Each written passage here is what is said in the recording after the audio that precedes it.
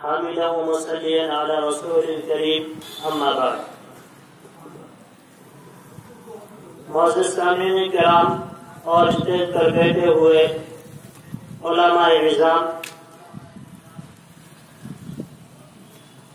اور طلباء عزیز، آپ تمام نے یہ پروگرام دیکھا اور ہم نے بھی اس پروگرام کو شروع سے آخر تک دیکھا.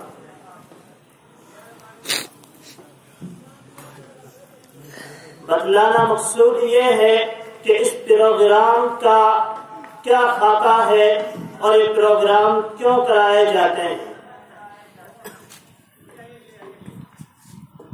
میرا محترم سامعین کرام، میں آپ کے سامنے 2-3 باتیں رکھوں گا اور اپنی جگہ لے لوں گا. سب سے پہلے تو میں ایک شعر پڑھتا ہوں کہ پتا پتا بوٹا بوٹا حال ہمارا ہے، پتا پتا بوٹا بوٹا حال ہمارا ہے، جانے نہ جانے گل ہی نہ جانے باغ تو سارا جانا. یہ ہندوستان وہ ہندوستان ہے جس کے اندر مسلمان، سکھ، عیسائی اور بہت ساری قومیں اکٹھی رہتی ہیں، کیونکہ جو گلدستہ ہوتا ہے وہ بہت سارے پھولوں کو جمع کرنے کے بعد ایک گلدستہ بنتا ہے. اسی طریقے سے یہ ہندوستان جو ہمارا ملک ہے، اس ہندوستان کے اندر جو ہم اپنی زندگی بسر کر رہے ہیں، امن و سکون کا ماحول بنا کر ہم اس ہندوستان میں اپنی زندگی بسر کر رہے ہیں کہ اللہ تبارک و تعالیٰ کا ہمارے اوپر بہت خاص کرم.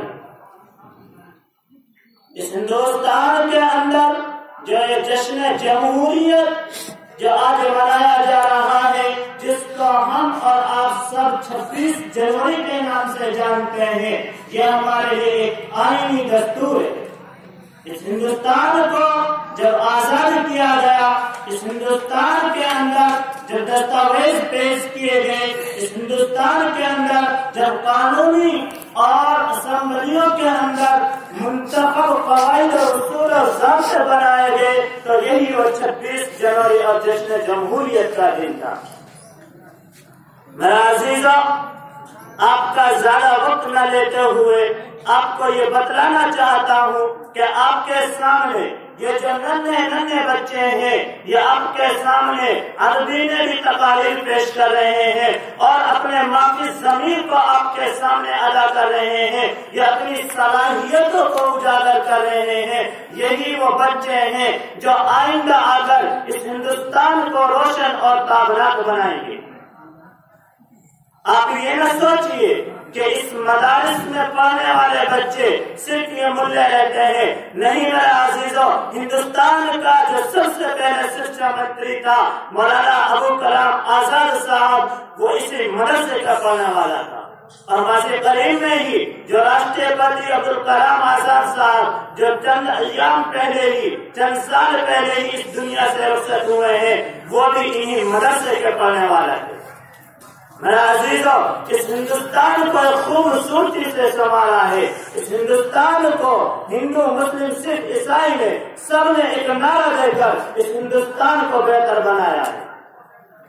اور میرا عزیزوں، یہ نہ سوچو کہ اس مدرسے میں پڑھنے والے طالب علم یہ بیچارے فقیر ہوتے ہیں، یا اس مدرسے کے رہنے والے یہ تو صرف ٹوپی لگا کر یا داڑھی لگا کر پھرتے ہیں. نہیں، یہی وہ لوگ ہیں جو رسول اکرم صلی اللہ علیہ وسلم کے سچے وارث ہیں.